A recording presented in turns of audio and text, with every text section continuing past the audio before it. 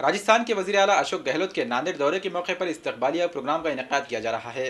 महात्मा ज्योतिबा फुले व सावित्रीबाई फुले के मुजस्समे की नकाब कुशाई 3 जनवरी को राजस्थान के वज़ीर आला अशोक गहलोत के हाथों होगी और इस मौके पर महाराष्ट्र प्रदेश कांग्रेस कमेटी के सदर और रुकन पार्लियामेंट अशोक चौहान भी मौजूद रहेंगे। वाज़ेह है कि राजस्थान के वज़ीर आला की जिम्मेदारी कबूल करने के बाद अशोक गहलोत पहली बार नांदेड़ तशरीफ ला रहे हैं। उनकी नांदेड़ आमद को देखते हुए एक इस्तकबालिया प्रोग्राम कांग्रेस पार्टी की जानिब से रखने का ऐलान किया गया है।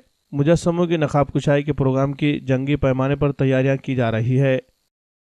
उद्या सावित्रीबाई फुले आणि महात्मा फुले याच्या पुतळ्याचं अनावरण करण्यात येत आहे। हे महापालिकातर्फे करण्यात येत आहे। या उद्घाटनासाठी राजस्थानचे मुख्यमंत्री अशोक गहलोत येणार आहेत आणि त्यांच्या हस्ते हे उद्घाटन होणार आहे आणि मी नांदेडकरांना अशी आव्हान करते की या कार्यक्रमाला सर्वांनी उपस्थित राहावे।